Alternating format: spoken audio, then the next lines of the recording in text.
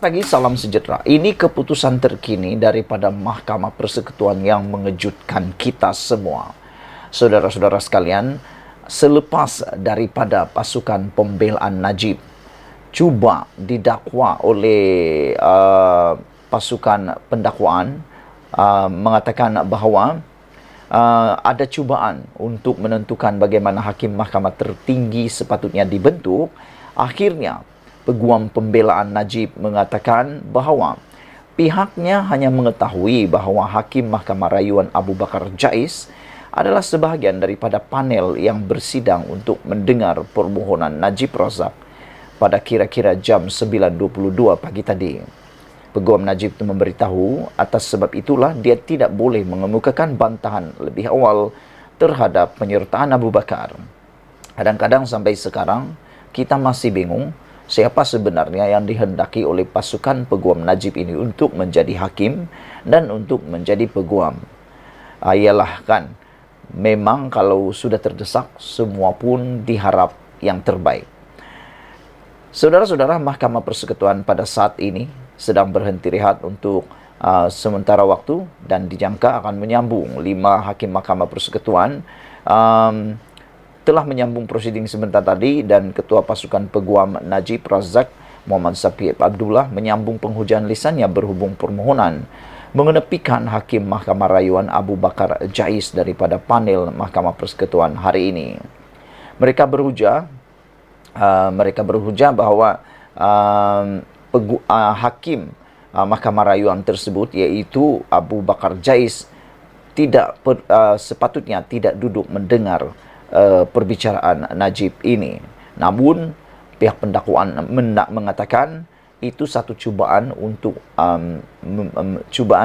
mengatur ataupun membentuk, cubaan untuk menentukan bagaimana hakim mahkamah tertinggi sepatutnya dibentuk.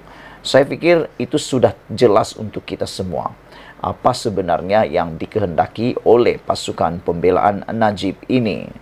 Namun demikian, Timbalan Pendakwa Raya VTC Tabaram secara lisan juga berhujah bahawa pasukan Peguam Najib Razak tidak menunjukkan kepada mahkamah sebarang unsur malafaide atau niat buruk dalam pemilihan Hakim Mahkamah Rayuan Abu Bakar Jais.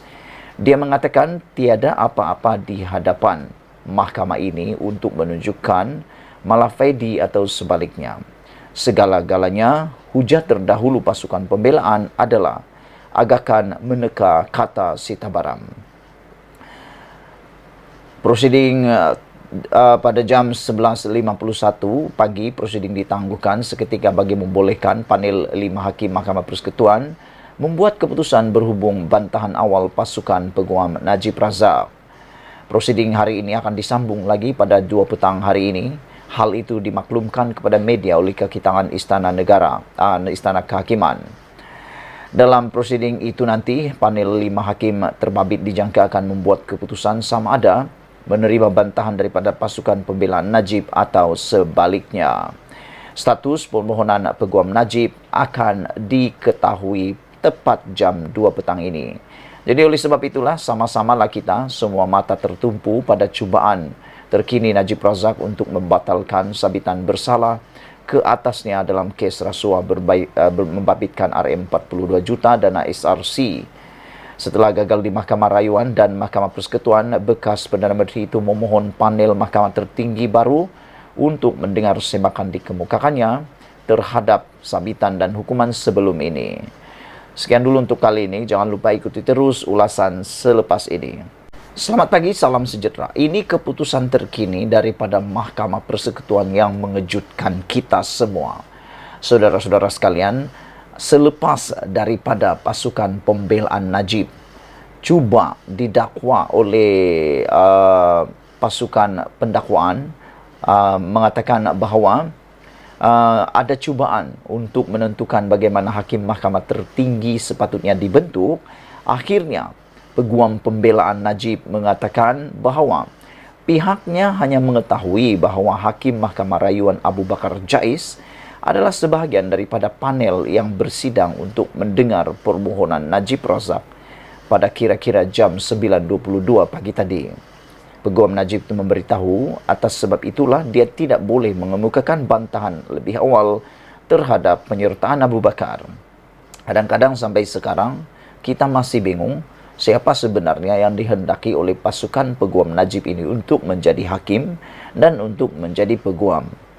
Ialah kan, memang kalau sudah terdesak, semua pun diharap yang terbaik. Saudara-saudara, Mahkamah Persekutuan pada saat ini sedang berhenti rehat untuk sementara waktu dan dijangka akan menyambung 5 hakim Mahkamah Persekutuan telah menyambung prosiding sebentar tadi, dan Ketua Pasukan Peguam Najib Razak Muhammad Safiq Abdullah menyambung penghujan lisannya berhubung permohonan mengenepikan Hakim Mahkamah Rayuan Abu Bakar Jais daripada panel Mahkamah Persekutuan hari ini. Mereka berhujah bahawa Hakim Mahkamah Rayuan tersebut, iaitu Abu Bakar Jais, sepatutnya tidak duduk mendengar perbicaraan Najib ini. Namun pihak pendakwaan mengatakan itu satu cubaan untuk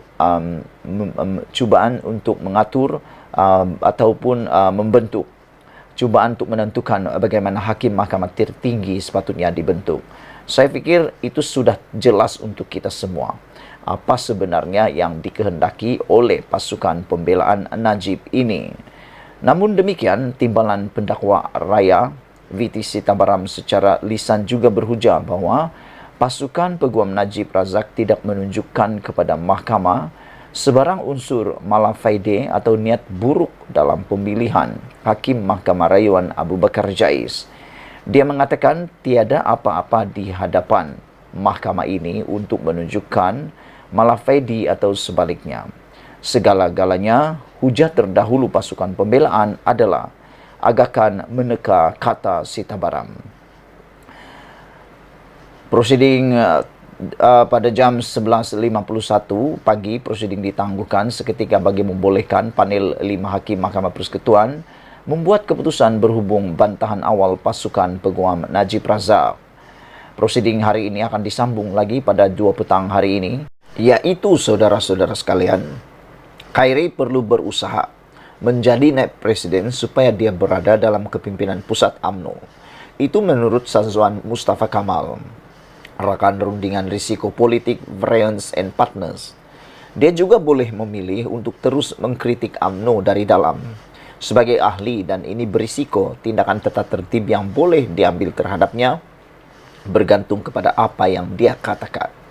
Pengarah Asia Institute, University of Tasmania, Australia, Profesor James Chin pula mencadangkan Khairi boleh mengemukakan cabaran undang-undang terhadap resolusi tidak bertanding, mengulangi pandangan Ismail Sabri Yaakob bahawa menyekat pemilihan itu melanggar perlembagaan parti.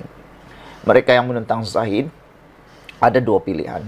Mereka sentiasa boleh memfailkan aduan kepada ROS, Pendaftar Pertubuhan, dan juga meminta mahkamah untuk memaksa UMNO mengadakan pemilihan untuk 2 jawatan teratas, tapi ia adalah strategi berisiko, katanya.